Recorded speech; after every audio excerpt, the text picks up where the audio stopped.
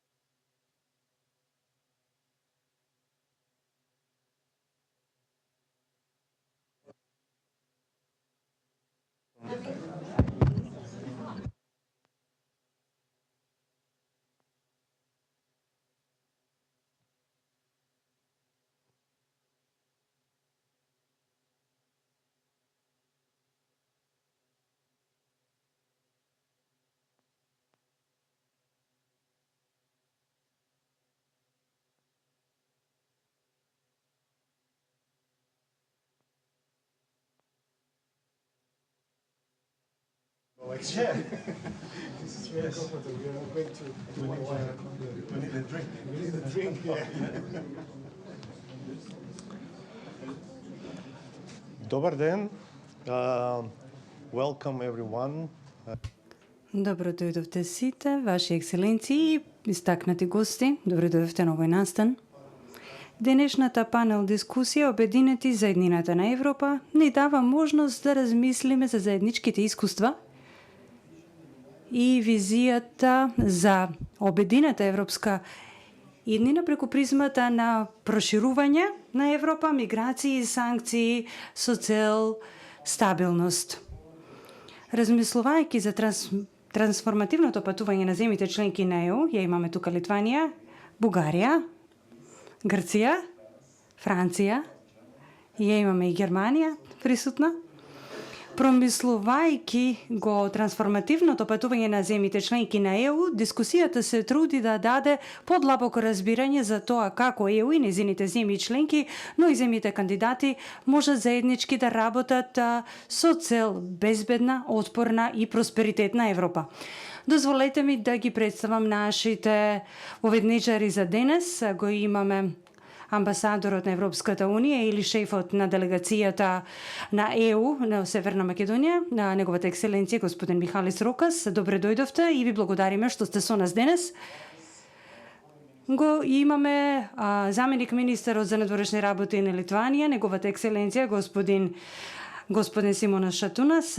Добре дојдовте и за вас. И посакувам добре дојде. И неговата екселенција Зоран Димитровски, заменик министер за надворешни работи на Северна Македонија. Ви благодарам што сте со нас. Замислата е да започнеме со воведни, нема да кажам говори, но обраќања од сите тројца воведничари и потоа да го отвориме панелот за прашања поставени од моја страна, но и од сите вас присутни тука денес. Би започнал со амбасадорот на Европската Унија. Ја знаеме темата. Проширувањето е можеби најинтересната тема за Северна Македонија и најзаедничка, може да се каже. Една од клучните прашања што се дебатира за во нашата јавност е дали може да зборуваме за нов залет во процесот на проширување на ЕУ во овој момент. Ви благодарам многу и добре дојдовте, ви посакувам добре дојде на сите. Одговорот дефинитивно е да. Веќе имаше нов стимул и нов залет и во претходната Европска комисија и раководство, затоа што сите знаеме што се случи со бруталната инвазија на Русија кон Украина. И тоа не натера да го смениме стратешкиот пристап и размислување за да можеме да одговориме кон геостратешката реалност. Од суштинско значење беше да најдеме решенија. Мислам дека не се случува само сега, туку дека се случува откако започна инвазијата врз Украина. И тоа е причината зошто проширувањето веќе и во претходниот тим на ЕУ, сега имаме период на премин и наскоро ќе преземе новото раководство. Тој залет започна и во претходното раководство, затоа што свативме, и тоа беше брутално освестување, дека ЕУ се најде себе на еден крстопат, каде собствената безбедност на ЕУ беше под закана, а истовремено нашиот економски просперитет, синџирите на вредност исто така се преиспитуваа, беа ставени по знак прашалник. Поради тоа, проширувањето е очигледен геостратешки избор, затоа што во моментот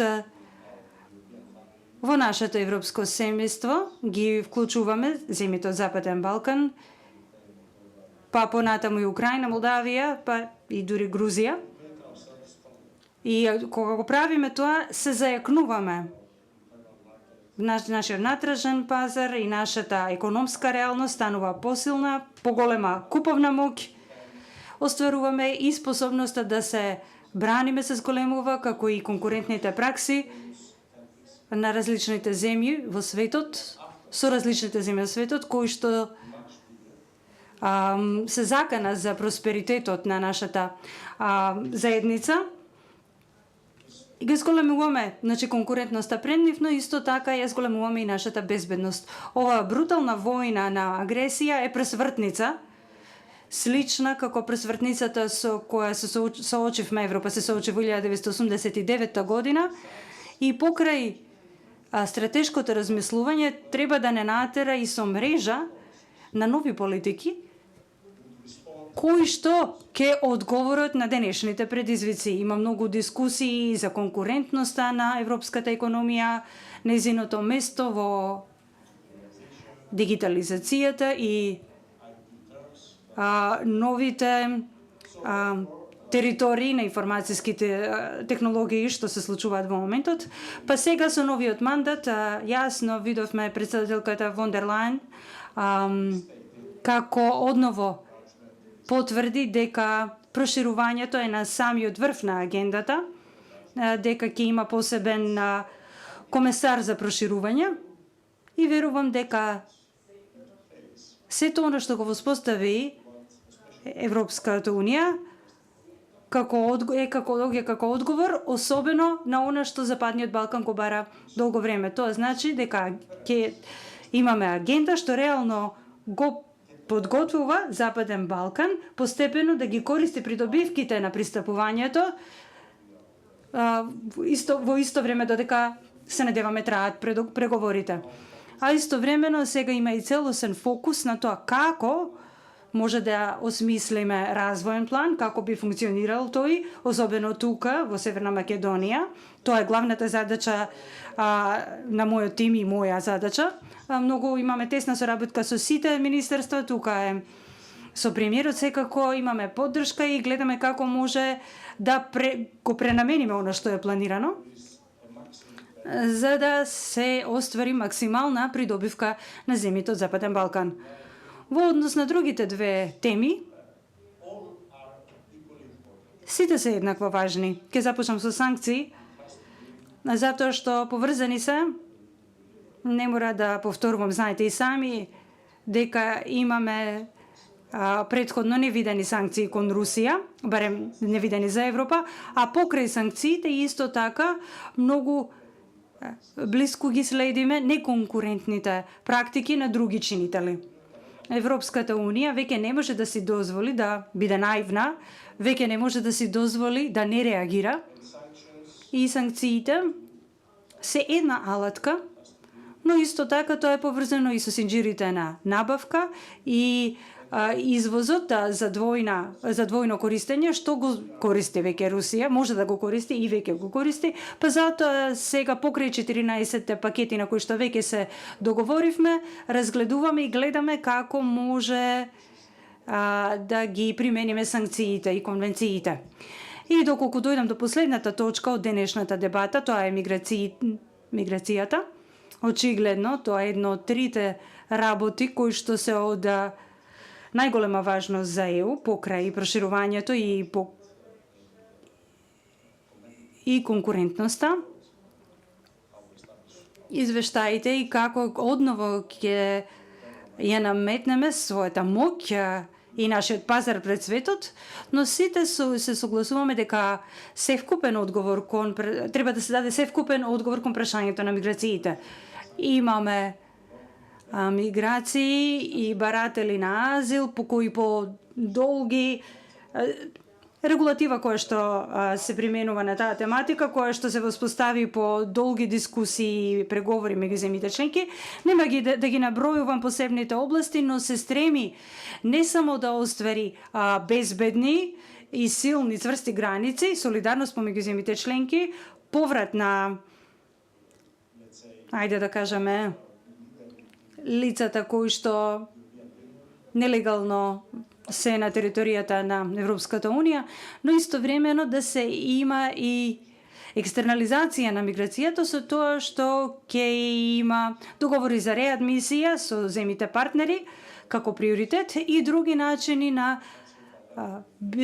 подобрување на билатералните договори. Сакаме секако да привлечеме таленти, значи има и позитивен аспект за ова, но нема сомневање дека ЕУ имаше тешкоти со оваа тема, со оваа дискусија и сум уверен дека Европската Унија понекогаш во Европската Унија работите понекогаш побавно се одвиваат, тоа е поради тоа што треба се постигне компромис, но ова е добар пакт и се надевам дека многу набрзо ќе видиме опипливи резултати. Ви благодарам. Сега заменик министерот од Литванија. Кога зборуваме за миграции, вие имате собствено многу уникатно искуство со тоа прашање. Мислам дека може да го споделите тука со нас, но истовремено може да спомнеме дека Литванија е членка на Европската Унија веќе 20 години, што навистина е доста добар период. Па, повелете. Ви благодарам многу. Пред се ви благодарам за времето, ви благодарам што дојдовте. Да, доаѓам од Литванија. Оваа година прославуваме 20 годишни над влезот во ЕУ и може да зборуваме за проширувањето, што значеше за нас, што значи сега, што значеше во 2002-2004, што ни значи сега и како го доживуваме проширувањето. Мислам, проширувањето за нас беше геополитичко движење, економска промена и транзиција, но исто така приоритет на владењето на правото. И кога зборуваме за денешната Европска Унија, основата е врз основа на нашата заедничко законодавство, законодавна околина. И тоа владење на правото беше од критично значење за нас, затоа што изгради многу поголема доверба во нашата бизнес околина. И мислам дека од 2004 година па до сега, ако го погледнеме просечниот БДП, имавме 26, а сега е 94 просекот, така што може да се види колку големо влијание имаше и каква трансформативна моќ. Исто така мислиме дека беше еден вид на враќање кон Европа, но и беше, дури сега кога ќе се ја вратиме лентата и станува јасно што точно значеше. Всушност подразбираше огромна промена во економијата и во правната средина. И новинарите кога ме прашуваат што беше најголем предизвик за нас кога преговаравме и се приклучувавме, да, имавме билатерални прашања со некои од соседите, но ги разрешивме затоа што фокусот, стратешката одлука ни беше да одиме напред со тој процес на проширување. Затоа што тоа беше еден вид на голема можност. Отворена можност, мислам дека имаше можност што можевме да ја пропуштиме, но не пропуштивме. Денес дискутираме за раздвојување на Албанија од Северна Македонија, но и ние се раздвоивме. Естонија и Полска, тие беа први поканети да започнат со процесот и може да замислите кога естонците добија први покана, што се случи во политиката во Литванија. Тешки емоции.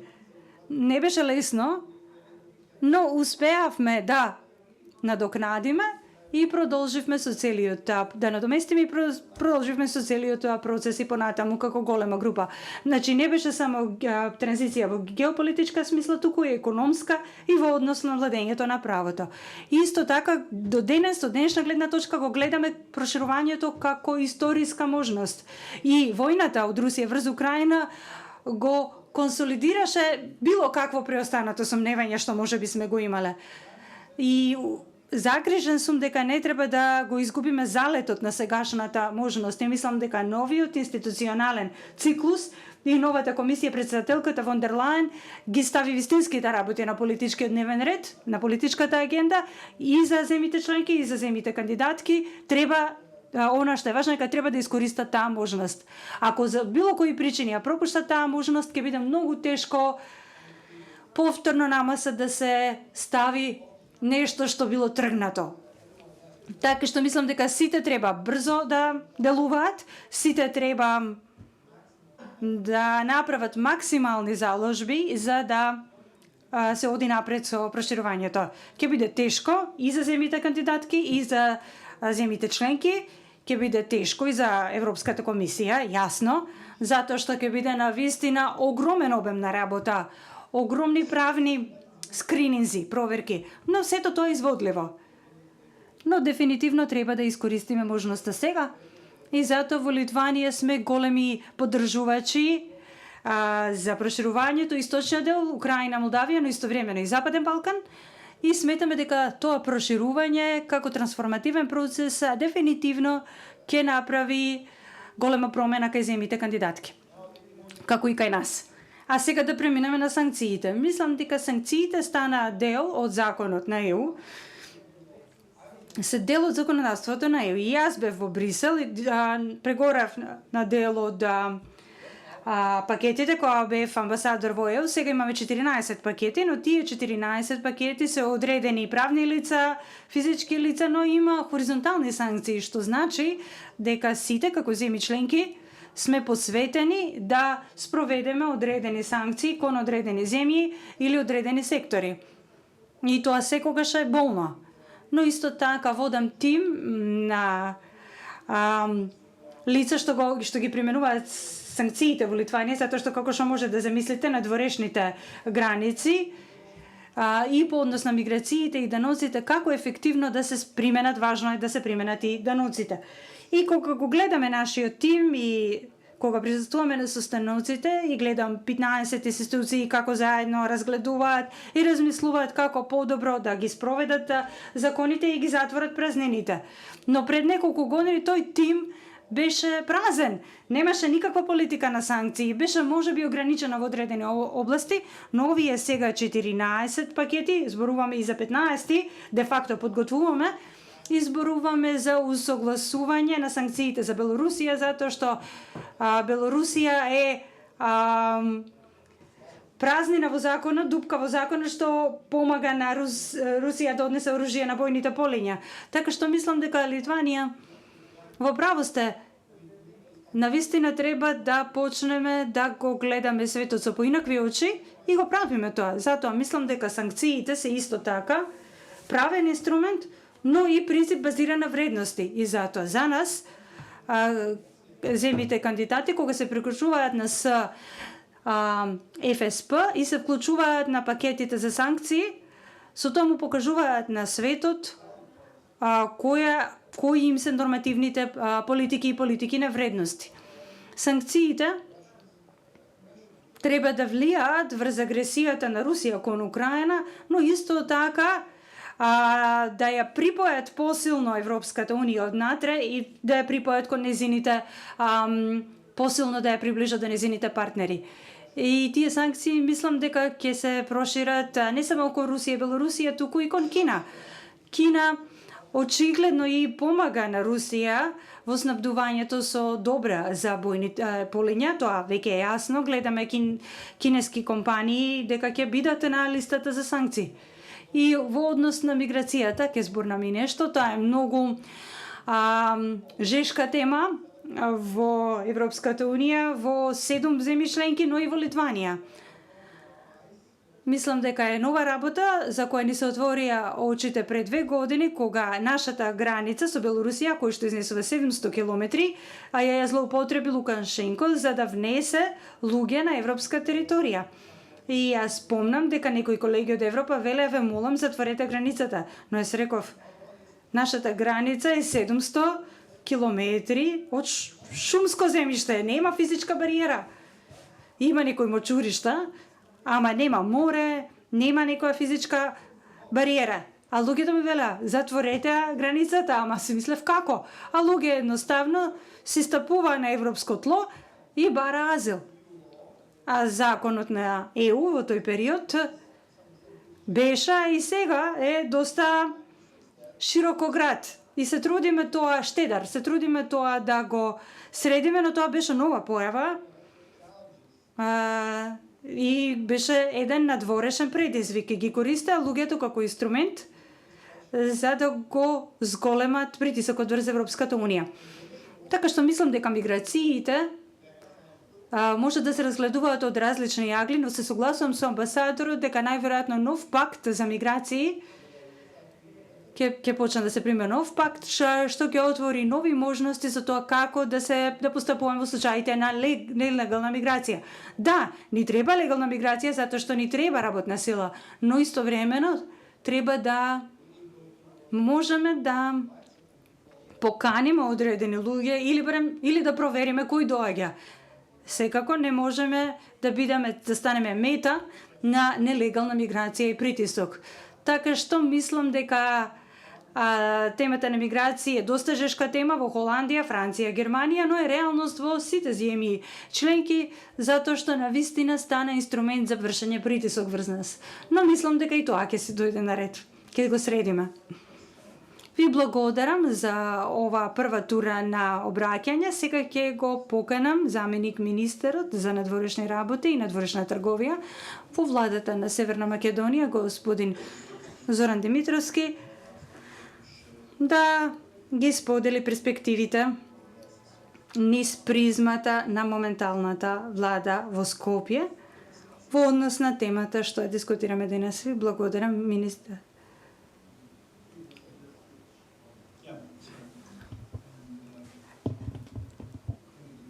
Ви благодарам, почитувани колеги, што сте дел од оваа дискусија. На почетокот би сакал да се заблагодарам на господин Шатунас што дојде во Скопје со неговата делегација од Литванија, од Република Литванија за политичките консултации, кои што се закажани за утре помеѓу нашите две министерства, исто така за отворањето на канцеларијата на амбасадата во Литванија во Скопје, која што е многу представува голем добар чекор напред во подобрување на нашите билатерални односи и со нетрпение ги очекуваме нашите политички консултации и сите останати настани во однос на сите настани што се голем предизвик за нас и веруваме дека тоа ќе има големо влијание не само нашите билатерални односи, тука и на нашите европски интеграции. Република Литванија е еден вид на пример за нас. Ако помислите на проширувањето и видите како Литванија се демократизираше и како стана голем поборник за човекови права, како е смени својата економија, тоа е навистина добар пример за нас, иако ние сме земја што е доста оддалечена од тој дел на светот. Балтикот и Балканот се доста оддалечени, но навистина имаме многу заеднички работи од минатото и вие сте земја што беше во Советскиот сојуз, ние сме постсоцијалистичка земја од поголема земја Југославија, значи имаме доста заеднички работи кога станува збор кога има многу што ни е заедничко кога станува збор од промена од тоталитарен систем во поинакво општество. Се до точката на проширување. Знаеме дека проширувањето има огромен трансформативен капацитет, но за жал во последните 10 до 12 години само Србија и Црна Гора, две од земјите од Западен Балкан, започнаа со пристапни преговори.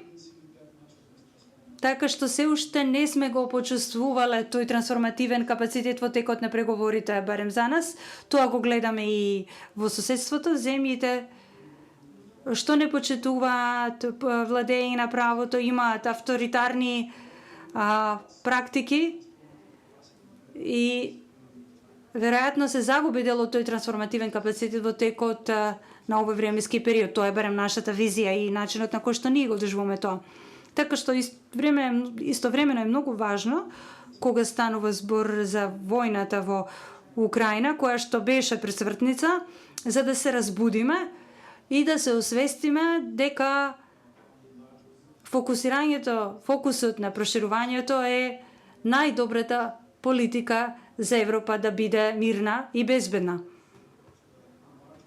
И проширувањето е најдобриот инструмент за демократизација на општествата и за мирен соживот помеѓу етничките заедници.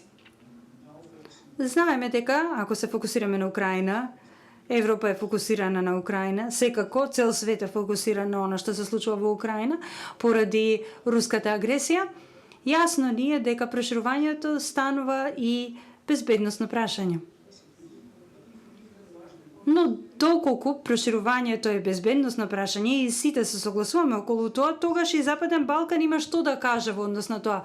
Затоа што Западен Балкан е регион каде во 90-тите имавме етнички судири и меѓуетнички војни, но исто така е регион каде мокните земји како Русија имаат големо влијание барем во дел од земјите од Западен Балкан, не би рекол дека во секоја земја, а истовремено е многу важно Европа на вистина да се фокусира на Западен Балкан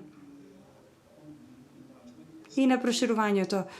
Тоа не е прашање на абсорбција. Јасно ми е дека кога сите земји од Западен Балкан како 18 милиони жители се како една, па и не така. Отприлика како Романија. Романија има 23 милиони жители. Така што не станува збор за абсорбција, барем според моето видување, од гледна точка на политиката на Северна Македонија, немаше одлука во Брисел или во поголемите градови на Европа, на Европската Унија, иако од 2002 од самитот во Солун 2003 година беше донесена одлука дека Западен Балкан,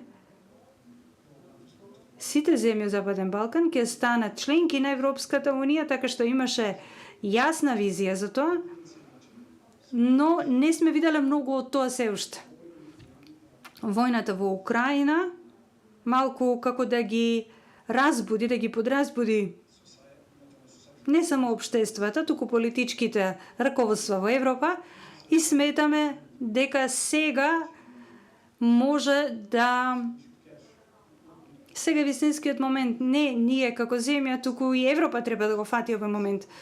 Ако зборувате од Брисел, ќе ви речат треба да го искористите овој момент, да се качите на возот што ќе ве однесе до Брисел и така натаму. Но ние сметаме дека и Европа треба да го искористи овој момент и брзо, кога ќе речам брзо, тоа не подразбира дека утре ќе биде тоа, но во одреден временски период, кој што е неопходен за прилагодување на политиките на овие земји и процесот на преговори, кој што може да биде побрз од колку што беше претходно. Ако гледате некои земји преговараат по 10 до 12 години, така што сметаме дека се уште не се носат одлуките во главните градови на Европската Унија за поставување на датум за проширување. Знаеме дека има проблем на институционална реформа,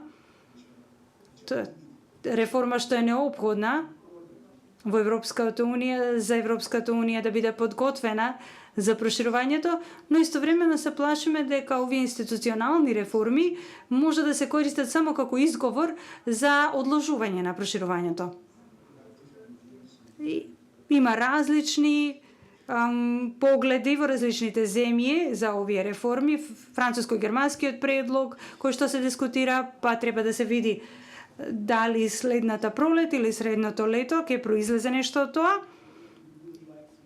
И не би сакале да видиме ниту една земја која што ги блокира тие институционални реформи чисто за да го попречи процесот на проширување, затоа што тие работи се често поврзани.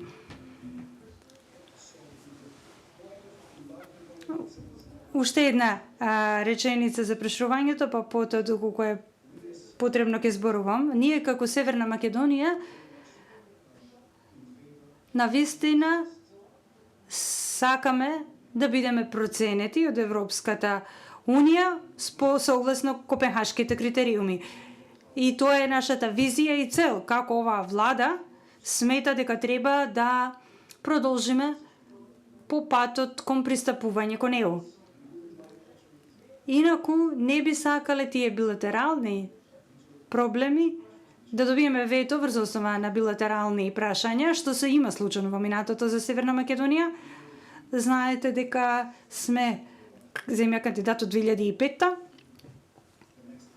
и следната година ќе ни биде 20 годишнина од како се кандидиравме, станавме земја кандидат во 2001, го потпишавме договор за спогодбата за стабилизација и асоциација, значи помина многу време. Се уште чекаме да се отворат преговорите. Имаше една конференција, следната ќе биде пред да имаме да работиме, да го завршиме домашното во однос на уставните промени, нешто што може би покасно ќе го дискутираме. И би сакале поддршка од нашите партнери во Европската Унија, особено од Литванија и од други земји. Знаеме дека има поддршка од Европската комисија, но се уште самите земји се оние кои што треба да гласат во Брисел и земјите членки имаат се уште право да постават вето или пак да ни дозволат да продолжиме по патот на евроинтеграциите. Кога станува збор за прашањето на санкции кон Русија, целосно сме усогласени, 100% усогласени со надворешната политика на ЕУ, иако има земји во регионот кои се исто кандидатки, а не се усогласени со ваквите политики, тоа ни е јасно. Како мала земја, сметаме дека тоа е и прашање на споделени вредности со Европската Унија. Сакаме да станеме членки на ЕУ и исто сакаме да ги споделиме тие политики кои што се базирани на принципите и политиките на ЕУ, а не се базирани на некои себични побуди. Кога станува збор за економијата на малите земји, од типот на Северна Македонија, понекогаш е проблем кога поставувате санкции на големи пазари како Русија и Украина не е земја каде што, затоа што е сега завојувана, не може да правите увоз од или односно извоз таму за земјоделски производи, што претходно беше случај. Така што сметам дека Европа треба да разбере и да им компензира на овие помали земји за жртвата што ќе ја поднесат во име на со тоа што ќе применат санкции против Русија и Белорусија, затоа што и Белорусија е подлежи на санкциите. Исто така даваме се што можеме за да дадеме поддршка на Украина. Во извојни беа доста средства и доколку направите споредба согласно бруто домашниот производ по глава на жител, ние сме некаде меѓу 5-6 европски земји што дава рамно сме на европските земји што даваат хуманитарна помош на Украина, војна хуманитарна помош на Украина. Така што им дадовме многу воздухоплови, хеликоптери, тенкови војна опрема, но и хуманитарна помош и годинава ќе продолжиме со тоа. Има уште до крајот на следната година ќе има уште еден пакет од таква помош. Во однос на прашањето на миграции, само неколку реченици, една реченица. Во тек кога се започна во 2015-та, напливот на мигранти и одредени бегалци од други војни, но претежно мигранти од нашата јужна граница од Грција кон нашите граници и нагоре, од таму нагоре кон Европа, беше одлука, веројатно од една од најголемите одлуки, земји во Европската Унија, Германија, да се воспостави политика за миграции, но потоа тоа стана проблем.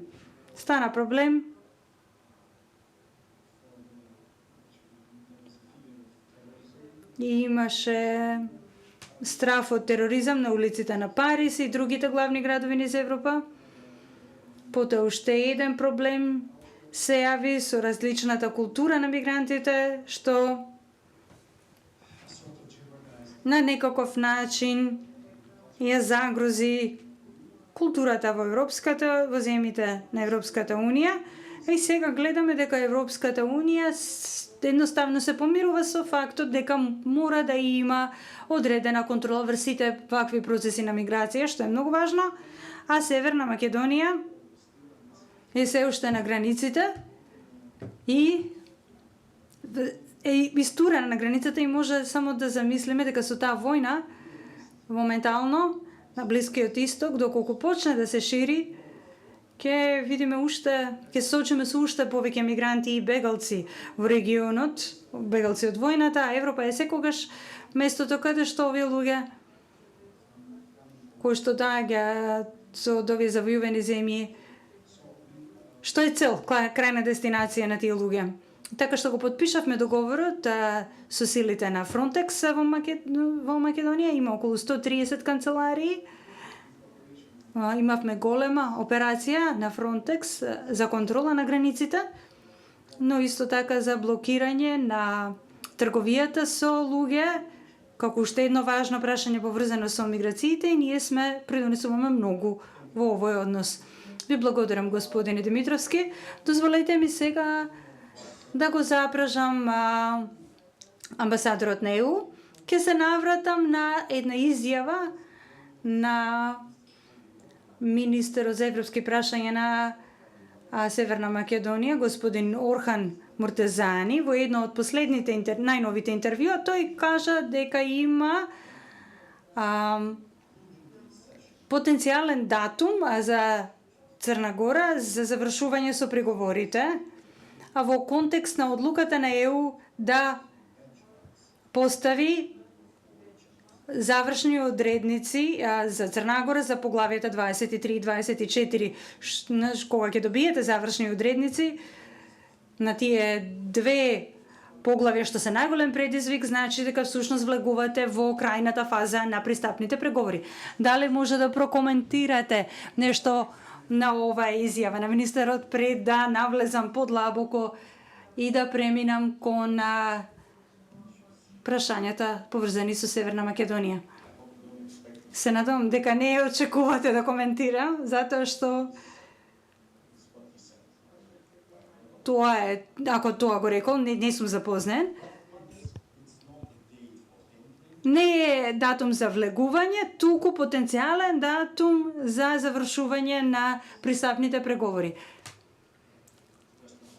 За секоја земја на Западен Балкан постои годишен извештај за напредокот, кој што наскоро ќе го објавиме, ги чекаме сега и мислам дека тогаш ќе провериме откако ќе има реализација, како што викаме, проверка при откако ќе го видиме нештото. Но она што е важно е дека проширувањето е процес базиран на заслуги.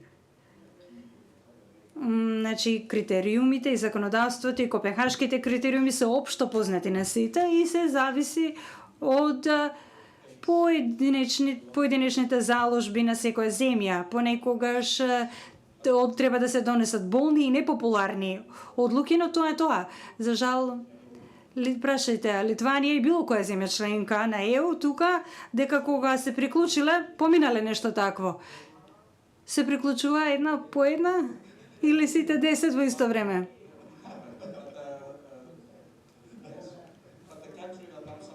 Но земјата што најдобро треба да ја знам беше сама во 1981 година. Има рад, може да и така, така што јас би бил внимателен и сега прво би го прегледал извештајот за напредокот. Председателот Урсула фон дер Лајен планира да направи тура низ Западен Балкан, малку покасно овој месец. Ќе има многу залет, многу дискусии и мислам дека ќе ни стане појасно состојбата за сите 6 земји многу набрзо. Господине Шатунас, го слушнавме председателот на Европскиот совет, господин Шарл Мишел. Го слушавме како ја спомна 2030 година како потенцијален датум за барем една земја членка да се вклучи во Европската унија. Дали треба да се зададат барем такви потенцијални датуми за на некаков начин да се поттикнат земјите кандидатки, за да им се влее надеж дека процесот е активен и дека има светлина на крајот на тунелот.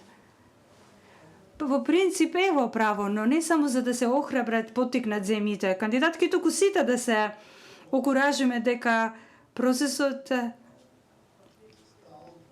не мора да заостане поради надворешни фактори. Поставувањето на одредници или датуми е добра работа за да не раздвижи сите, затоа што на Западен Балкан немаше голем напредок во последните 15 години, ако погледнеме на назад. Зошто? Од разновидни причини, внатрешни, билатерални, се вкупниот капацитет на Европската унија и земјите членки, но мислам дека поставување на одредени цели или барем визија не е лошо. Општо, проширувањето и понатаму ќе биде важна тема во следните 5 години. И мислам дека нашите пријатели од Украина се уште поамбициозни, што не е лошо. Затоа што заменик министерот може да посведечи, многу е тешко луѓето, институциите да останат мотивирани во текот на реформите. И особено кога се отвараат одредени поглавја, затоа што има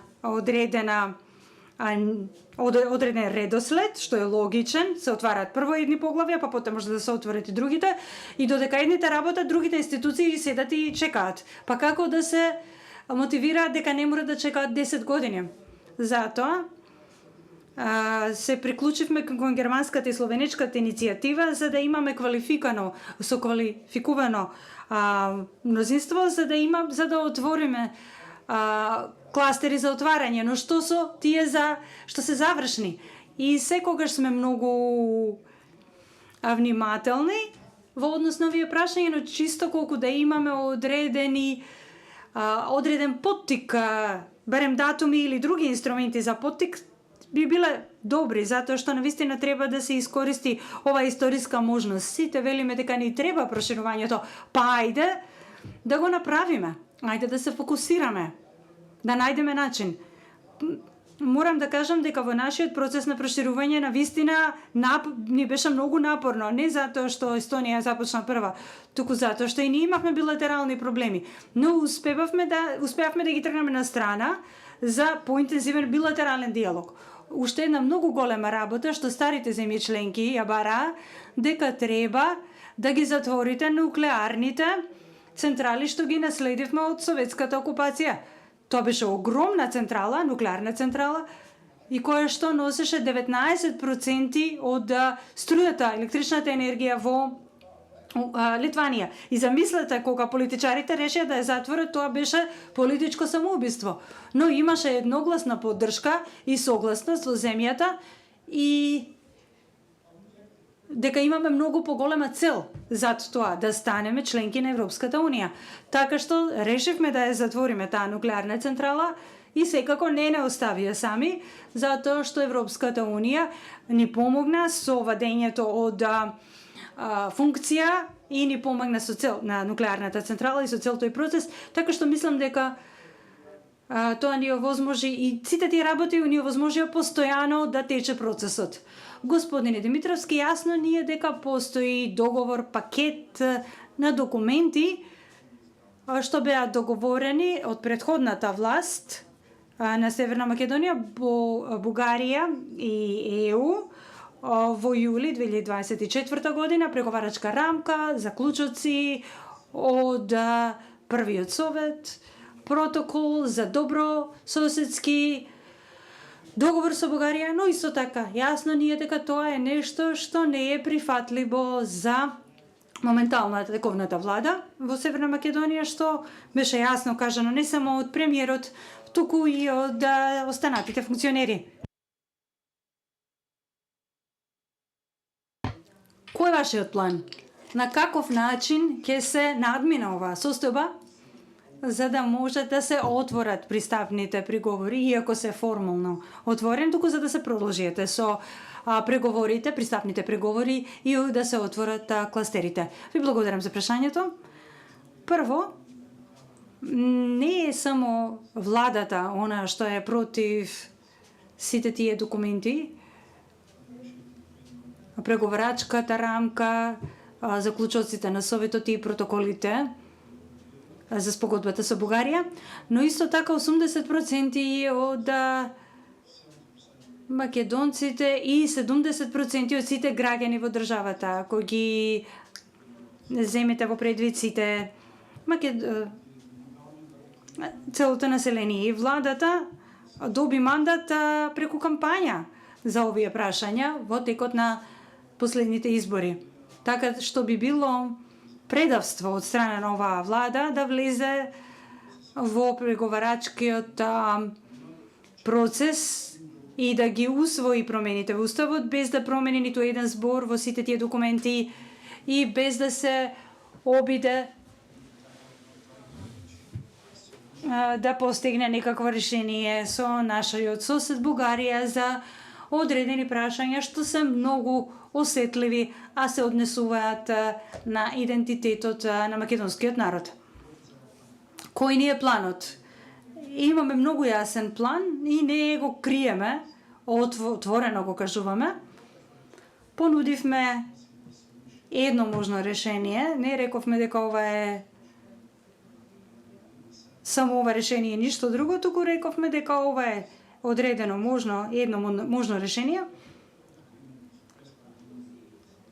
согласно Преспанскиот договор со Република Грција, дека уставните промени треба да бидат усвоени сега, а да стапат на сила по пристапувањето, по протоколот или спогодбите, откако ќе се подпише спогодбата за пристапување, ќе станеме членка на ЕУ.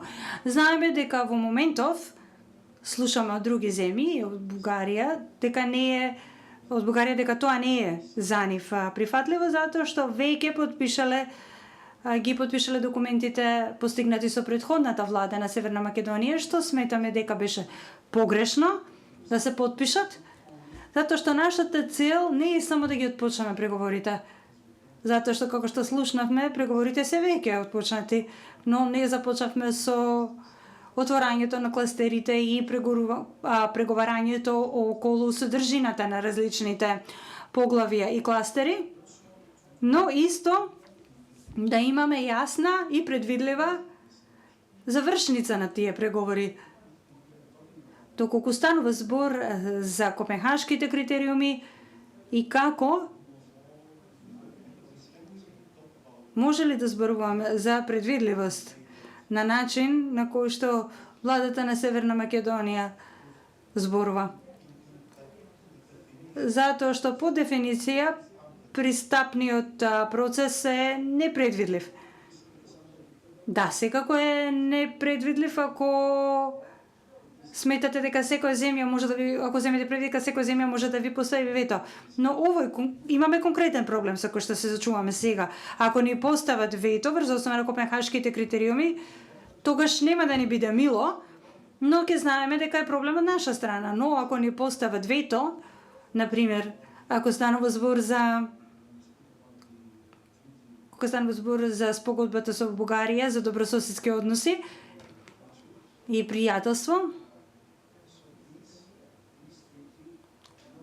оваа спогодба никаде не спомнува уставни промени и дури покасно беа додадени кон преговарачката рамка со тие протоколи и со заклучоците од Советот. Значи веќе беше одново преговарање на спогодбата што имавме со Бугарија.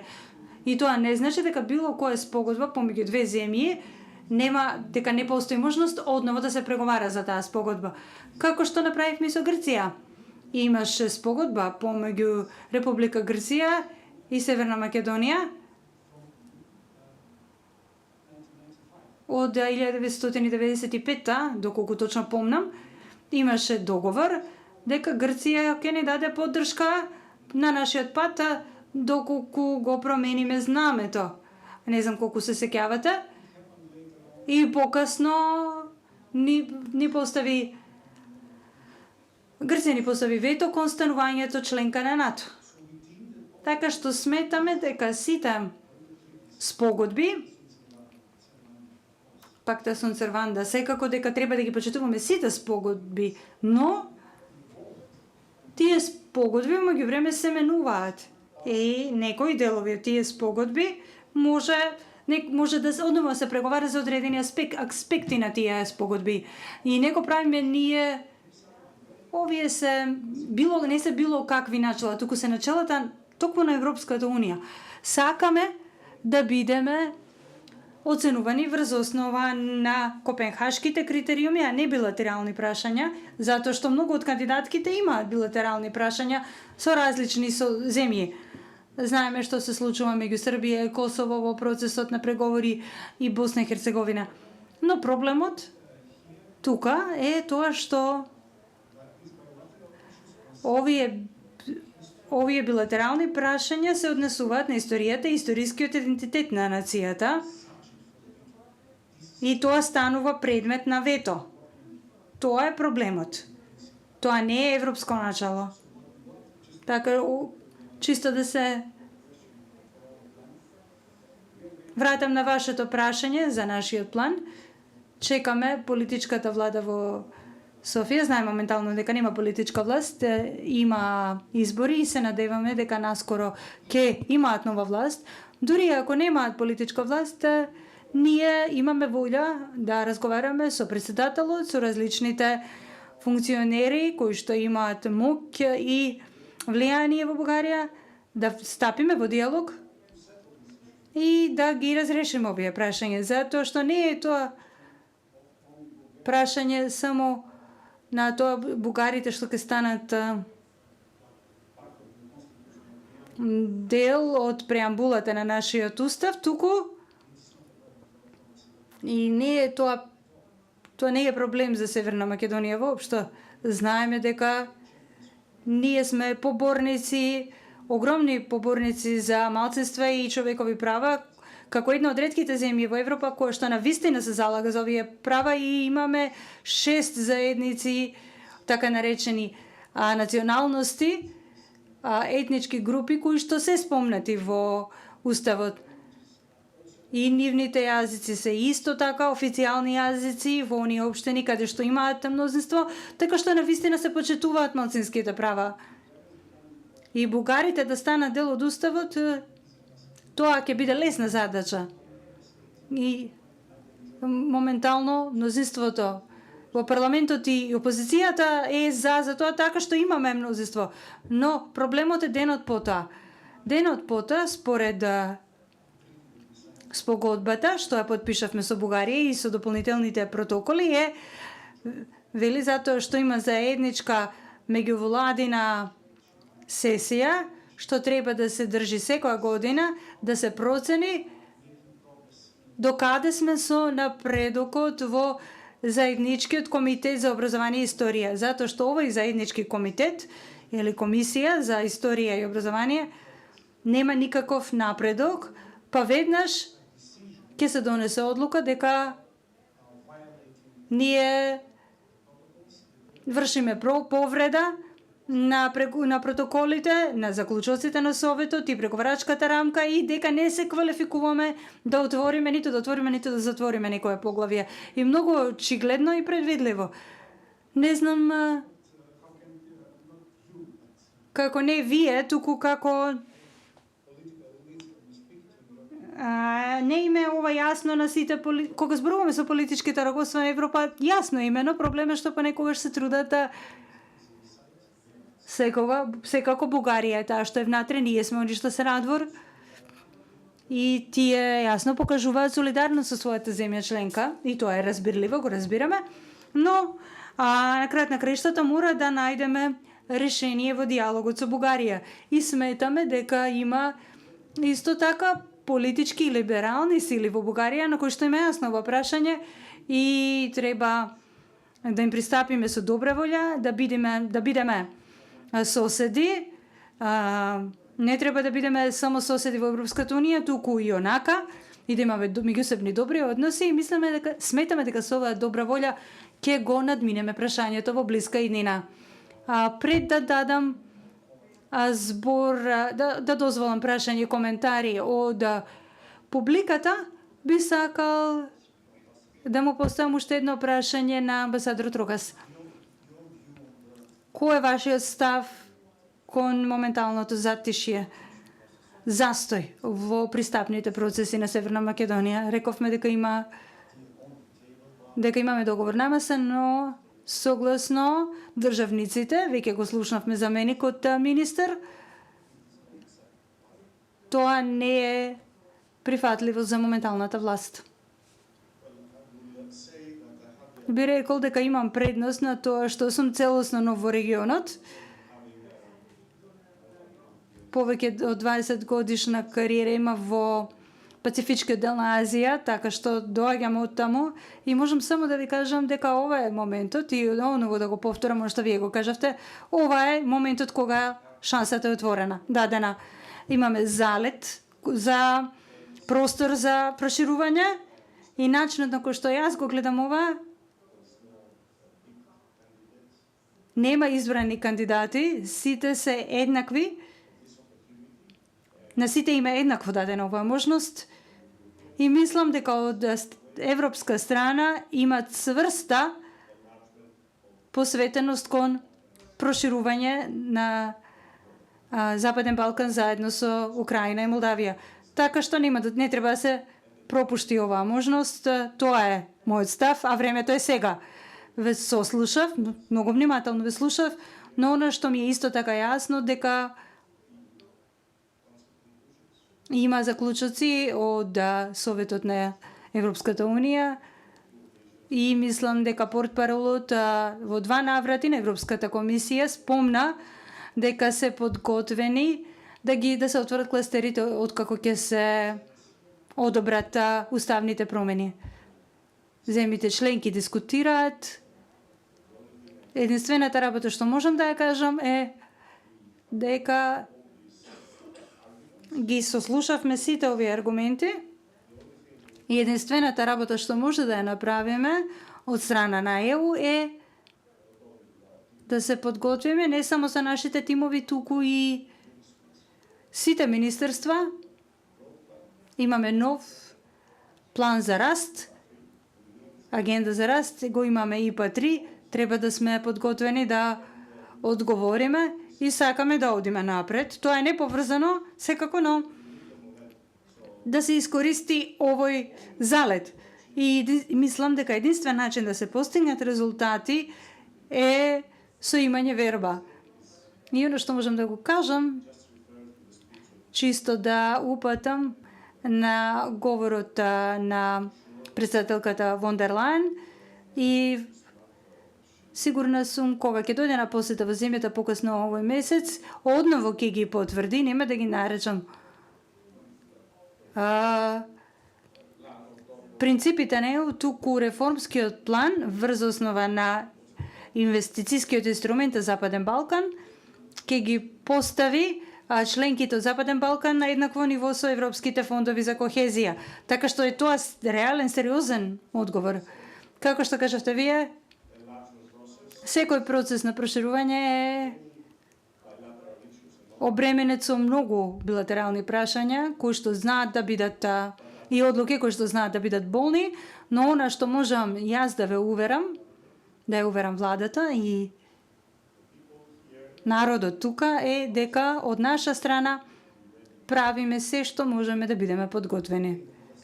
Само една реченица, доколку може, за планот за раст, за кој што не го спомнав, а е многу важен инструмент за нас, не е поврзан со почетокот на преговорите со ЕУ, туку со реформите што владата треба да ги спроведе. И е многу добра алатка за постепено да се вежба пристапувањето кон ЕУ и начинот кој што овие општества и проблемите со кои што се соочуваат во смисла на промена, затоа што во изминатите години имавме големи проблеми во судството, па моравме да спроведеме реформа во правосудството, за да го спроведеме владењето на правото. Исто така не ни одеше добро со административната реформа, па сега имаме патоказ кој ќе се усвои во Европската комисија за тоа како да се зајакне земјата и како да се подобри надгради капацитетот на земјата за управување со фондовите што доаѓаат од Европската унија, затоа што ни фали и таков институционален капацитет. И сметаме дека и тој план за раст многу ќе ни помогне во овој однос и ќе ја подготви земјата да стане членка. Навистина сме благодарни на Европската унија за тоа. Би сакале да коментирате или можеби на каков начин Литванија ги надмина своите билатерални прашања во текот на пристапниот процес? Ги тргнавме на страна. Заедно. Дале и другата страна?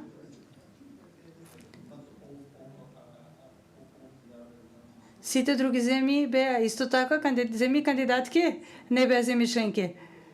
Имавме заеднички интерес да одиме напред со процесот, но случајки ве, помислив на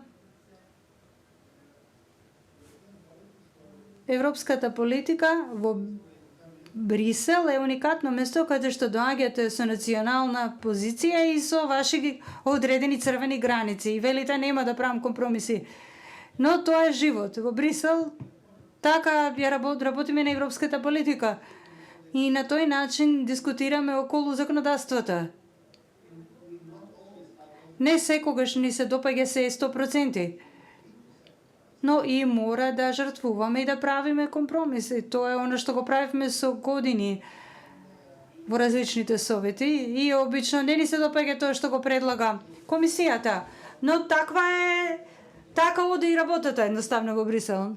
На парламентот не му се допаѓа она што го правиа земите членки, ниту па комисијата, но на крај на сите тие преговори доаѓаме до компромис. И мислам дека огромна одговорност сега е врз плеките на сите дипломати од сите страни, вклучени страни, затоа што треба да разговараат со своите главни градови, со своите политичари, дека црвените граници не се вистинскиот начин за одење напред. Така ќе имаме затиши, ќе имаме застои, ќе додеме во иста ситуација како пред 10 години. Имаме околу 20 на минути за прашање и коментари од вас, дами и господа. Ја гледам германската амбасадорка како крена рака. Ве молам, господја Дрекслер, германската амбасадорка во Северна Македонија. Ви благодарам многу и благодарам на овој многу интересен панел. Мислам дека беше жива дискусија и би сакала поттикнувачка дискусија, би сакала да се навратам нешто што вие го кажавте, Васко, на почетокот, кога ја објаснувавте темата. Кажавте дека проширувањето е можеби најинтересната од овие три теми за Северна Македонија. Тоа ме изненади, затоа што кога јас го видов насловот си помислив се интересно, затоа што сите овие работи имаат трансформативна моќ. И проширувањето, имиграциите и санкциите. Во сите земји и во сите оние земји кои што се членки, но има големо влијание и тука. И потоа, заменик министре Димитровски, рековте дека некои луѓе сметат дека ЕУ нема трансформативна моќ, веќе нема трансформативна моќ. Дека самиот процес на проширување, процесот на преговори, затоа што имаме земји што веќе 10 години преговараат и ништо не се трансформирало таму, доколку се согласувате. И самото проширување има трансформативен капацитет, фондовите за кохезија, владењето на правото, човековите права, пазарната економија, самото проширување со кохезивните фондови има. И тој план за раст се надевам дека ќе има големо влијание.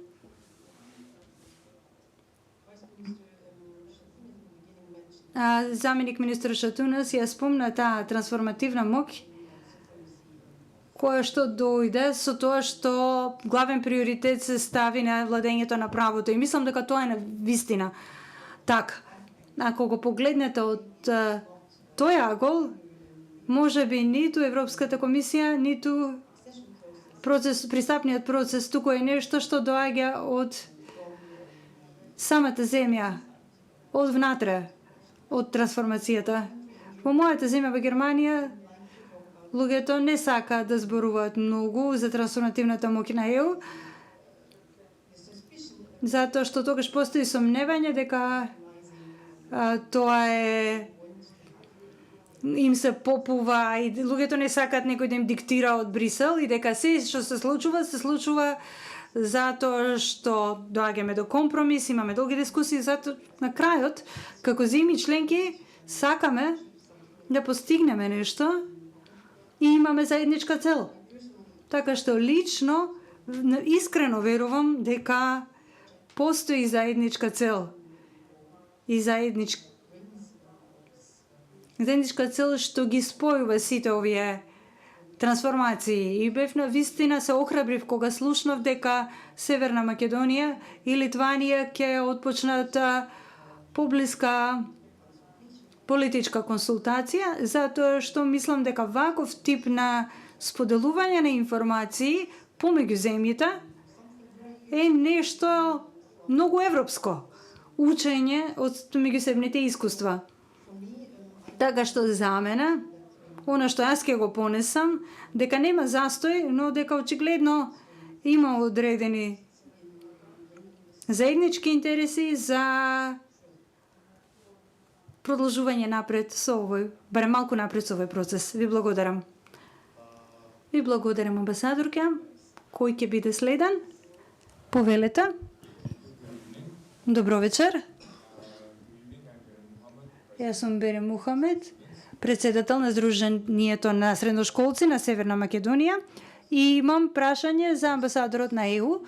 Кои чекори планира да ги преземе ЕУ за да го забрза кандидатскиот процес на Северна Македонија и како младите можат да придонесат покажувајќи ја нашата подготвеност за членство кон ЕУ?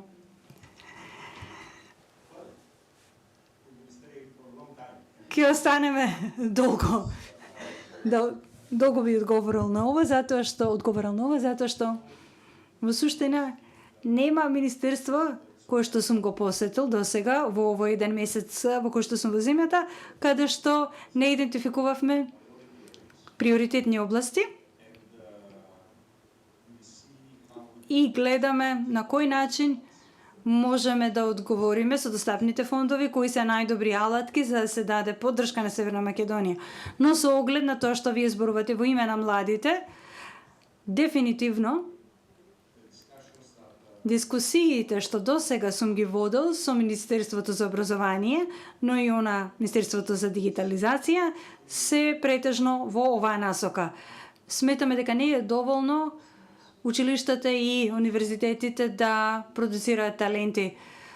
Мислам дека важно е како да се задржи тој талент и на кој начин тие талентирани деца ќе имаат веднаш пристап до пазарот на трудот и конкурентни плати за да придонесат. Затоа што Северна Македонија е на крстопат, север, југ, исток, запад и има голема моќ да привлече странски директни инвестиции, има огромен потенцијал, но сите овие делчиња од служувалката се уште не се склопени заедно. Многу пати морам да кажам и да признам дека нашите постојни алатки се ригидни како ИПА механизмот. Не ова критика кон ИПА механизмот. Можете да го направите тоа, но оно што се трудиме е дека постојано се стремиме да ги подобриме. Бараме начини да ги подобриме нивните способности. Така што ова се областите на кои што сакаме се фокусираме, но исто така сакаме да поттикнеме дебата. Дебатата со младите и ајде да кажеме мрежата на европски куќи, Europe House, што имаме тука низ земјата во 8 градови е добар простор за диалог. Но диалогот е убава работа, размената на идеи е многу добра работа, но прашањето е како можеме тој диалог да го преточиме во дејство и како дури во нашите средби со владата, па дури и со опозицијата, на кој начин тие можат да ги поддржат вашите барања и вашите идеи. И оно што до сега го направивме, и ова не се однесува само на нашиот тим во делегацијата на ЕУ, туку и амбасадите на земјите членки на ЕУ, што се застапени, што постојат тука, многу е осетливо не само да создадеме, туку и да го задржиме талентот. Така што мислам дека сега ќе се фокусираме во ова област на интервенции од типот на планот за раст и ИПА-3, така што треба да се чувствуваат од една страна самоуверени за да истапите со помош на вашите представници и вашите форуми, но исто така фокусот ќе биде на овие клучни области, затоа што навистина треба да ставиме приоритет на образованието, младите и дигитализацијата, затоа што работите што ги поврзуваат сите точки се таму. Да, инфраструктура и мрежи мора да се таму, стратешки се, но ова е меѓу посебните важни, така наречени меки прашања што треба да ги држиме во фокус. Господине Шатунас, кој е искуството на Литванија во однос на луѓе што ја напуштале земјата во минатото? Дали има примери на луѓе кои што се враќале, што доаѓале назад во Литванија? Кога представникот на младите го поставија прашање, се мислев што би одговорил. Што да ви одговорам вам? И мислам дека одговорот е да, на почетокот, кога се приклучивме на Европската Унија, имавме голем бран на миграција.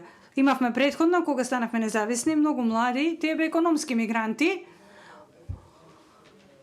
ја напушта Литванија за подобар економски живот во Обединетото кралство, Шпанија и Ирска, но во текот на последните неколку години има позитивна миграција, што значи дека луѓето се враќаат. Луѓе што емигрирале од Литванија пред 20 години сега се враќаат. Како и студентите кои што студирале во Обединетото кралство или во Холандија, се враќаат сега да почнат кариера во Холандија. Зошто? Затоа што мислат дека имаат можност. И во Литванија е првиот еднорог веќе е во Литванија. И тие не сакаат да се заминат. Огромна компанија, Vinted компанија, и не сака да се замине. Зошто? Затоа што мислам дека последиците на предложувањето, поради тоа што се приклучивме на ЕУ пред 20 години, владење на право, бизнес околина, обкружување, борба против корупцијата. И тоа ги држи инвеститорите там, кај нас. И нашето соседство не е лесно. Од една страна го имаме Калининград, од друга страна имаме Белорусија, блиско ни е Русија, така што, како да кажеме, ако сте бизнесмен, ќе калкулирате, ако не е безбедна бизнес деловната околина, ако има висока корупција и има соседи што се агресивни и непредвидливи, зошто да останете таму? И единствената додадена вредност што ја нудиме е стабилноста и внатрешниот пазар. Функционалноста на внатрешниот пазар. И помнам дека во 2014 година, кога Русија првпат почна да ги блокира извозот на нашите земјоделски производи на рускиот пазар, затоа што Русија беше огромен пазар за нашите земјоделци. Но потоа почна да не блокираат и нашите луѓе повеќе го гледаат пазарот на Европската Унија. Сега имаме компании што одгледуваат салати и ги праќаат тие салати во Литванија и ги праќаат во Италија. Затоа што има многу вода, добра клима и заеднички пазар и лесен транспорт на стоки. И веќе не сакаат да вршат извоз кон Русија, каде што може да имаат поголем профит до 20%, но има и голема корупција. Па зошто тогаш да се мачат за тоа? Така што оно што се трудам да поентата што кон која целаме дека одлуките што ги направивме пред 20 години ни носат резултати сега. Луѓето се враќаат затоа што има добри деловни можности. Дали имате статистички податоци? Немам, но има, но дефинитивно сме во плюс. Ви благодарам. Здраво, јас сум Димитар. Доаѓам од Младинскиот образовен форум. Моето прашање е упатено кон амбасадорот на ЕУ. Би сакал да ги слушнам вашите коментари за постојано растечкиот наратив дека оваа земја треба да работи со идејата за економска соработка со други земји што не се толку пријателски расположени кон ЕУ, како Русија и Кина.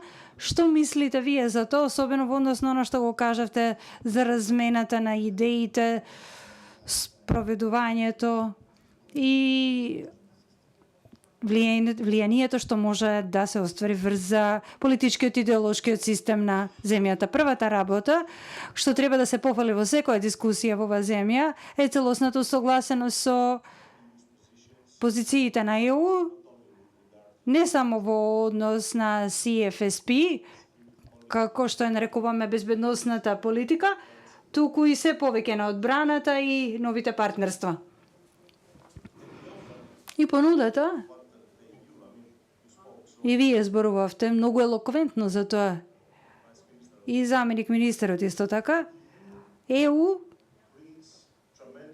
носи огромни придобивки и секој што е дел од Унијата или е во процес на станување партнер, може да ги види, може да ги почувствува.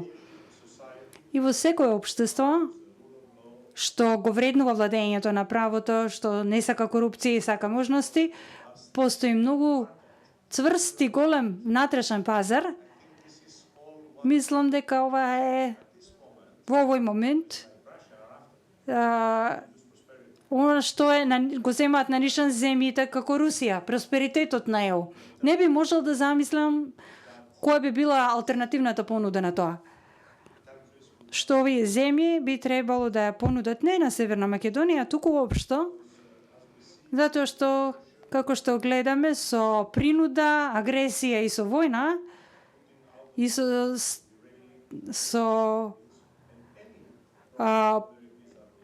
поместување или прекинување на мултилатерализмот или било кој друг процес на ЕУ, ви гледаме до што доаѓаме. Истовремено има и голема кампања на дезинформации и граѓаните се ранливи на дезинформациите. И многу често новите методи на вештачка интелигенција, дигитално манипулирани содржини deepfakes, тие можат да дадат убедливи аргументи, но јас искрено верувам, цврсто верувам, особено сега кога ги имаме сите овие дискусии, дека она што е на масата во овој момент за Северна Македонија е еквивалентно на она што земјите на ЕУ го имаат со помош на политиката за кохезија, внатрешната политика. И тоа е доказ, како што кажавте вие, чувството дека толку многу години чекаме, не гледаме опипливи резултати, материјални резултати, сега веќе ќе го искористам зборот трансформативна агенда, планот за раст со постепена интеграција кон внатрешниот пазар, така што мислам дека каде и да одам и каде и да ме испратат на светот, речи се никогаш може да кажете многу работи за Европската Унија, понекогаш бавно ги носи одлуките, но просперитетот што го носи на граѓаните и на сите земји што се поврзани со ЕО, и не зборувам сега само за проширувањето, придобивките се навистина големи. Просперитетот што го носи. Така што мислам дека понудата е честна понуда, голема, трансформативна, далекосежна. Имате 26 земји членки и тимови на сите амбасади тука да ви помогнат да го остварите ова. Сакав само да дополнам. Во принцип верувам дека не постои ништо бесплатно. Треба да се изберете за што ќе се борите и кои ќе ви се приоритетите. Можам да кажам од нашата историја. Се до 2014 година Литванија повторно, поради наследството од окупација под Советскиот сојуз, нашиот енергетски систем беше целосно интегриран со системот на советската економија. Што значеше тоа? Дека имаме само еден цевковод за нафта, нафтовод, добивавме значи нафта од Русија, имавме само еден гасовод и потеклото беше од Русија, и потоа енергетскиот систем, системот на електрична енергија беше целосно интегриран. А сега што имаме? Посебен терминал за увоз на нафта, за увоз на енергија, и нашиот енергетски систем е целосно независен од рускиот. Следната година целосно ќе бидеме десинхронизирани од рускиот систем. Потребни беа 15 години да се донесат одлуките, но ги донесовме и сега ги гледаме резултатите. Денес Грција, се извинувам, се до денес нема ниту една земја членка што постојано се жали и вели ние зависиме на само еден добавувач, снабдувач, или требаат исклучоци. Цената е висока, инфлацијата е висока, па каде е проблемот? Тоа е ваш проблем ако не сте донеле политичка одлука да се осамостоите пред 15 години. И ова може да се злоупотребува, па затоа најдобро е да се создаде конкуренција и функционален пазар за се. И оно што го прават сега Кина и Русија се очигледно се обидуваат да ни постават предизвик да го оспарат оно што ние го правиме, а ние се трудиме да имаме алтернативи. Па политичарите од сите земји сметам дека треба да бидат многу паметни и да им објаснат на своите луѓе дека проблемот е во деталите, затоа што нешто што изгледа многу привлечно на краток рок, нешто да се добие по пониска цена, со поголем квантитет, поголема количина, но долгорочно најверојатно ќе се најдете во ситуација каде што една земја членка е зависна. И затоа тие се поставуваат пред го споруваат или политиката за споруваат политиката санкции. И првото прашање поврзано за младите, дали имаат перспектива да заминат, затоа што денес го слушавме државниот ревизор, неговиот извештај беше дека околу 2500 високо образовани млади лица ја напуштаат Северна Македонија секој месец.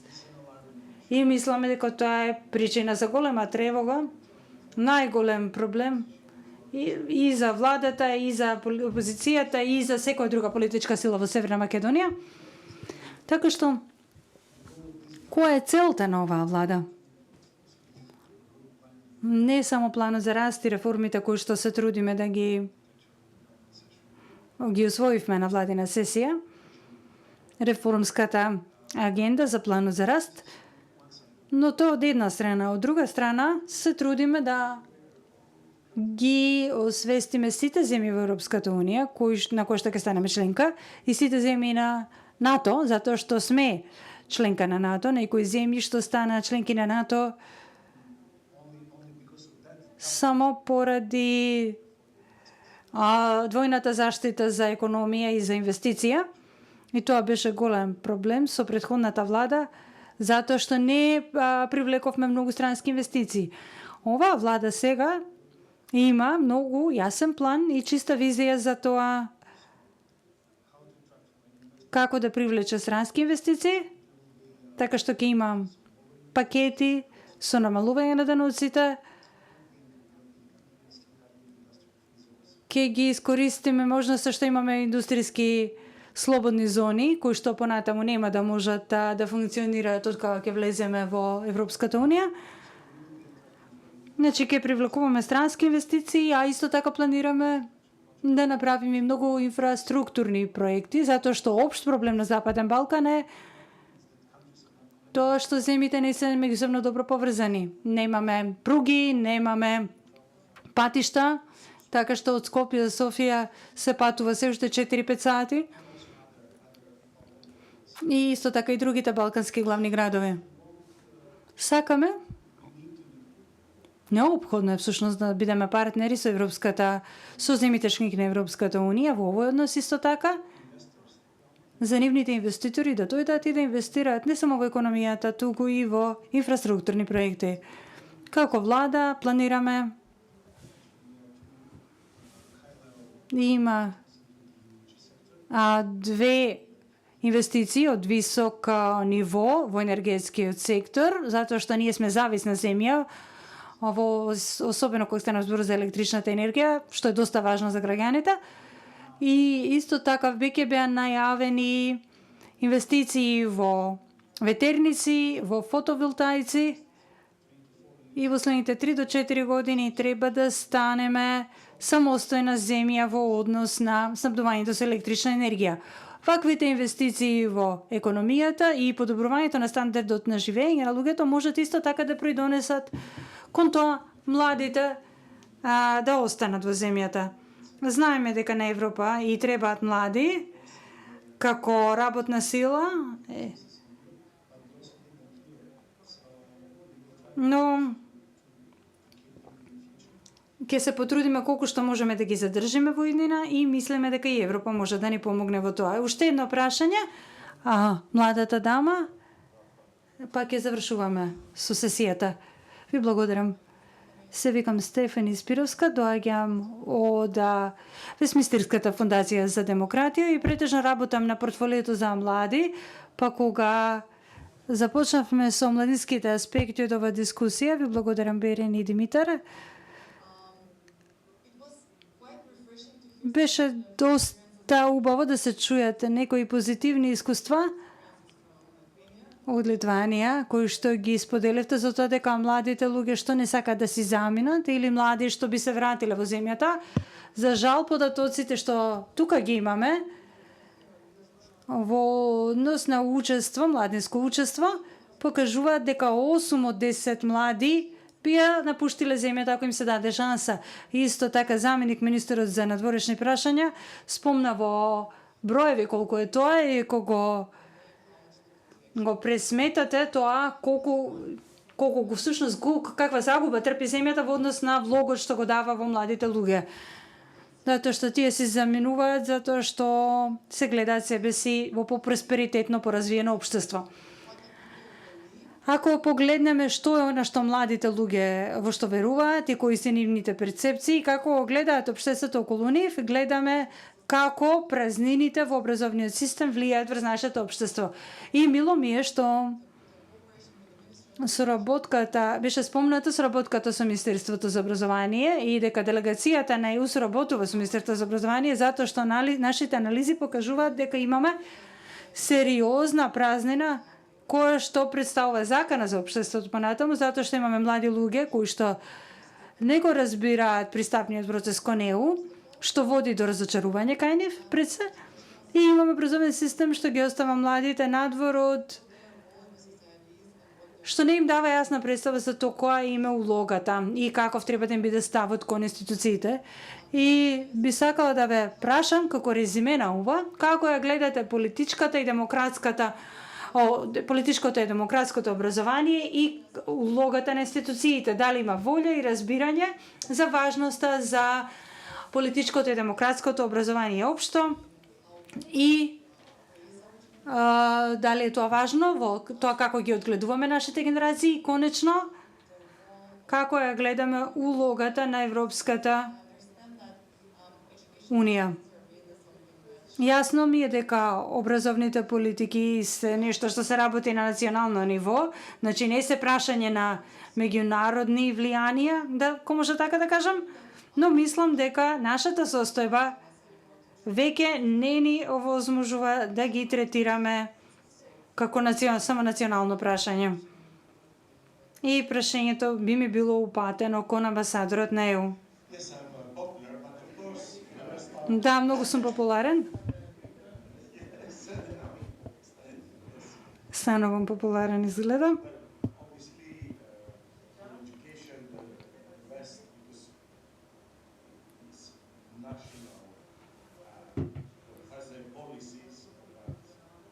Бидејќи станува збор за национални политики, но што го кажавте и нема да набројувам колку проекти имаме, или Еразмус, или размената. Сето тоа ви е добро познато, така што нема да губам време.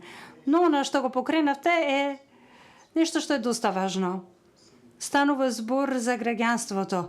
На каков начин ЕУ создава граѓани на утрешнината? Тоа е под влијание на националните власти и Министерството за образование. Не е прашање што ќе донесе ЕУ. За младите однапред да знаат, па да гледаат кои се можности. Туку треба тие да бидат вградени секаде, тие вредности. Затоа што секако, и ќе се навратам еден чекор, почнува со семејството, каде што се расте, па училиштето, па факултетите, па потоа постдипломските студии. Секое ниво и секој тие слоеви е важен. И сме виделе, барем кога се една од најосетливите области беа кај земји што има тешкоти, во една од големите тешкоти беше во образовните реформи и гледаме дека има штрајкови, најважни се, треба оттаму да се почне реално. И јас сметев, барем на првите средби, кои што ги остварив, дека сите овие работи се во фокус на моменталниот министер и на министерката и владата. И мислам дека нема да има никакво противење кон тоа. И ова е сега веќе личен коментар. Повеќе би сакал не дека треба да имаме европско образование или образование за европски интеграции, за тоа да стане популарно. Тоа за ЕУ треба да си произлезе од самиот образовен систем. Како што стануваме и потоа гледаме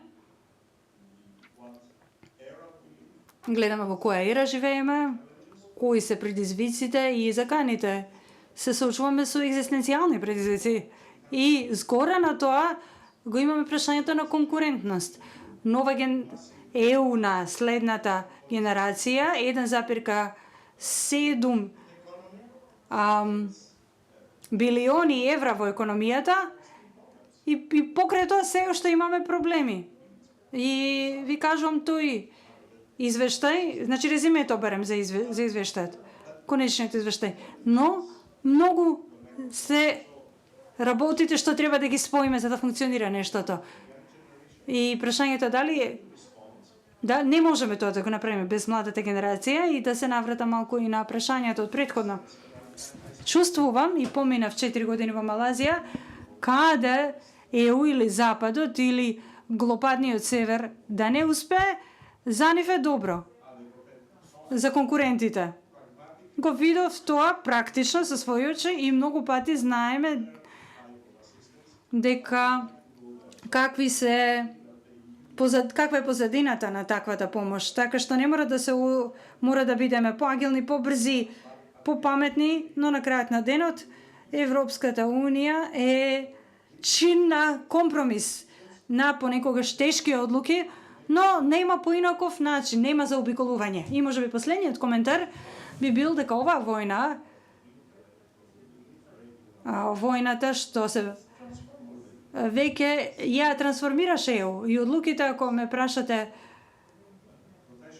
оваа работа ја работам 30 години. Ако ме прашавте пред 5 или 7 години дали ќе имаме мировен инструмент што ќе го користиме за смртоносно оружје како во Украина, или дали би имале следна генерација на ЕУ, дали би можеле да ги направиме овој тип на одлуки, и јас ќе речев нема шанси. Сметав дека не бевме доволно зрели. Така што сметам дека Европската Унија има способност одново да се открива себе си, да се преобмислува себе си, често пати поради криза или нужност, но очигледно не гледам ниту една подобра алтернатива на Европската Унија и на евроинтеграциите, како и проширувањето за Северна Македонија. Ако можам само накуса да се навратам со една реченица, затоа што зборот компромис се спомна многу пати, и ми се чини дека ако некој се труди да каже дека тековната власт на Северна Македонија не прави компромиси, тоа не е вистина. Ние сме навистина подготвени да направиме компромиси и со нашите, меѓу другото и со нашиот сосед Бугарија, на прашањата што не засегаат. И не станува збор дека само предлагаме различни решенија за проблемот за кој што го имаме со нив, туку имаме други дипломати и стратешки партнери од Северна Македонија за да најдеме и да создадеме креативни решенија за проблемот. И веќе сме ги дискутирале. Што значи не значи дека ние не правиме компромиси за да започнеме со преговорите со Европската Унија, но едноставно кажуваме дека онака како што моментално изгледа пакетот не ни е прифатливо и мора да преговараме за неговото спроведување. Ви благодарам. Мора да привршуваме со сесијата тука. За жал, бугарскиот амбасадор не си замина, не знам зошто. Би беше интересно да се чуе и неговото мислење, но сепак ви благодарам, господа, за учеството во оваа дискусија. Дами и господа, исто така, ви благодарам за вашето присуство тука. Мислам дека имавме многу интересна, отворена и искрена дискусија. Јас лично уживав. Верувам дека сите други исто така уживувате во дискусијата. Би сакал посебна благодарност да изразам кон нашиот гостин од Литванија, заменик министерот, и ви посакувам утре успешно отворање на канцеларијата на амбасадата. Ви благодарам. Thanks a lot. Thanks, Oscar. Hvala ti, druže. Hvala.